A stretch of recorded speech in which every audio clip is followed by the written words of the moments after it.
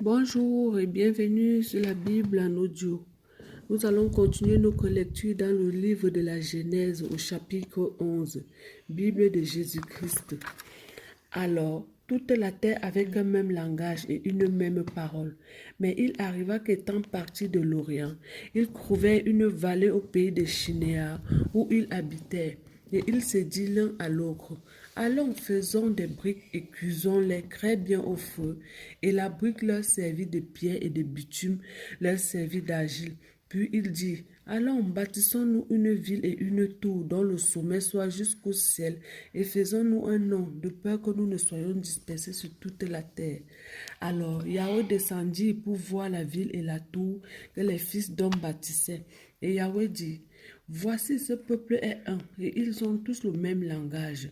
Et ils commencent à travailler, et maintenant rien ne les empêchera d'exécuter ce qu'ils ont projeté.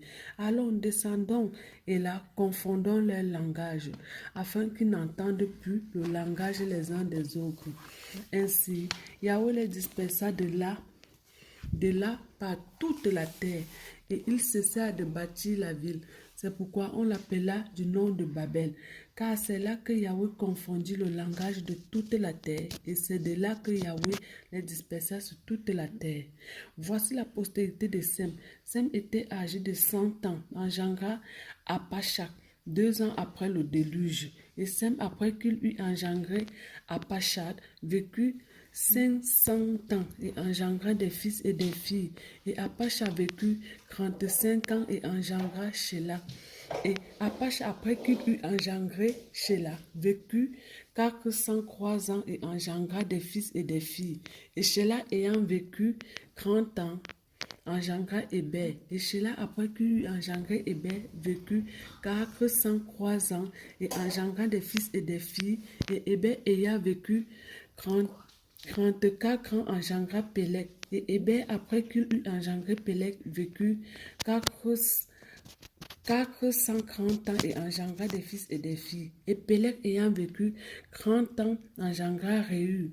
Et Pélec, après qu'il eut engendré Réu, vécut 209 ans et engendra des fils et des filles.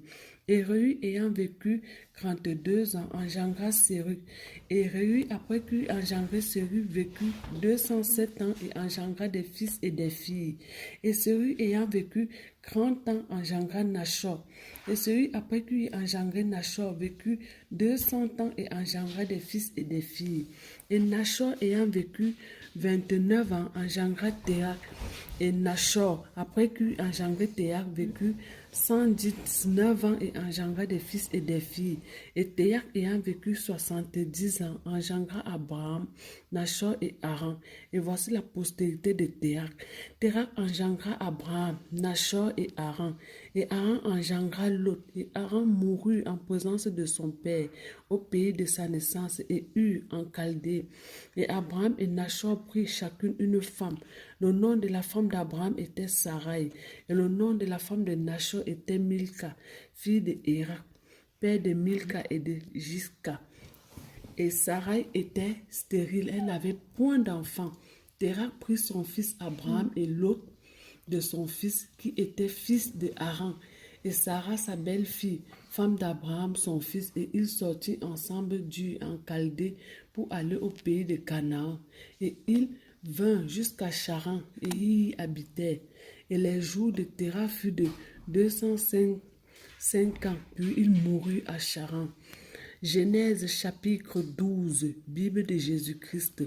Or, Yahweh avait dit à Abraham, va pour toi hors de ta terre, de ta patrie et de la maison de ton père, vers la terre que je te montrerai, et je te ferai devenir une grande nation, et je te bénirai, je rendrai ton nom grand, et tu seras une bénédiction. Je bénirai ceux qui te béniront, et je maudirai ceux qui te maudiront, et toutes les familles de la terre seront bénies en toi. Abraham donc partit comme Yahweh le lui avait dit et Lot alla avec lui. Abraham était âgé de 75 ans quand il sortit de Charan. Abraham prit aussi Sarah et sa femme et Lot, fils de son frère, avec tous les biens qu'il avait acquis et les personnes qu'il avait eues à Charan.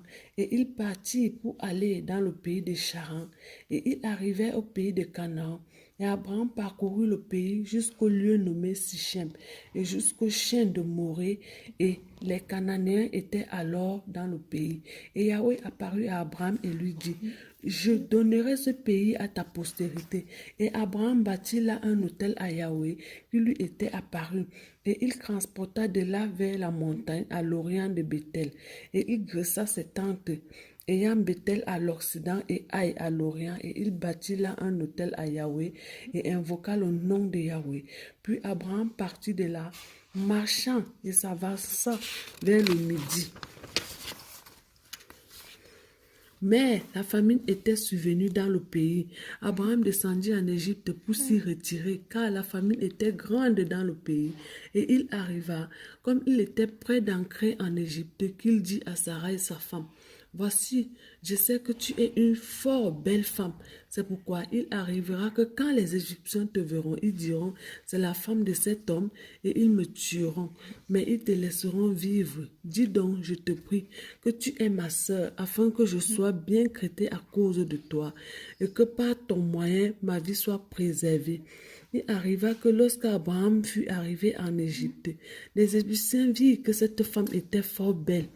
Les principaux de la cour de Pharaon la virent aussi et la vantaient à Pharaon. Et elle fut enlevée pour être menée dans la maison de Pharaon. Il traita bien Abraham à cause d'elle, de sorte qu'il eut des brebis, des bœufs, des ânes, des serviteurs, des servantes, des annexes et des chameaux. Mais Yahweh frappa de grands plaies Pharaon et sa maison à cause de Sarai, femme d'Abraham. Alors Pharaon appela Abraham et lui dit, « Qu'est-ce que tu m'as fait? Pourquoi ne m'as-tu pas déclaré que c'était ta femme? Pourquoi as-tu dit que c'est ma sœur? Car je l'avais prise pour ma femme. Mais maintenant, voici ta femme, prends-la et va-t'en. » Le Pharaon ayant donné ordre à ses gens, il le renvoya, lui, sa femme et tout ce qui était à lui. Que cette parole